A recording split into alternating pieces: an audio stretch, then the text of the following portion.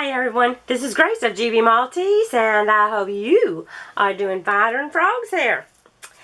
I'm back here today because I did a boo-boo when I was putting this adorable little panda into my Arabeska scroll frame. I did this in my last video, so if you watched that, some of you may have caught it. I haven't used a scroll frame in many years. I did the bottom correctly because you put the end of the piece in the scroll frame. And what did I do? I wrapped this and then put it. And as you can see, I have some stuff going on. There's some wrinkles. Maybe they will stretch out with this. We shall see. The way you're supposed to do this is you put the edge of the piece in there, and then you can roll it up to tighten it. Simple, huh? Yeah. Okay. Another thing I forgot to mention was that there are arrows on these scrolls, and the arrow pointing upwards, that's showing you which way it needs to go, up towards your canvas. So I know that that arrow going up means that's going to snap in over here. Here's another arrow pointing up, so I know it needs to go there, and I'm going to put them right next to each other.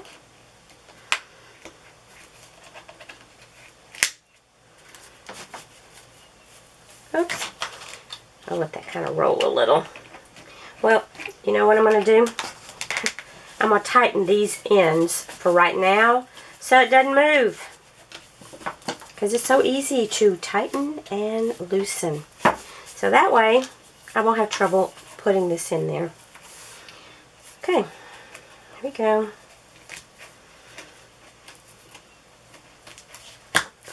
There we are. If you watched the other day, you saw me going through several pieces of fabric. This is so much easier. Gotta look for those arrows going up, and then you'll know you're in putting them in correctly.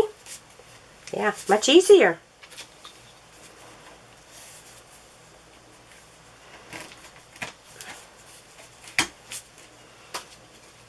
Going through just one piece of fabric. And you don't have to use all of them. I just chose to do that, so I know where my pieces are. Okay. Alright, now I will loosen this up, this end. The other end is tight. Now I'm going to start rolling this, and I can hold it tight. Best way to do this is if I turn it this way. I can tell more about what I'm doing here. So let me roll it up.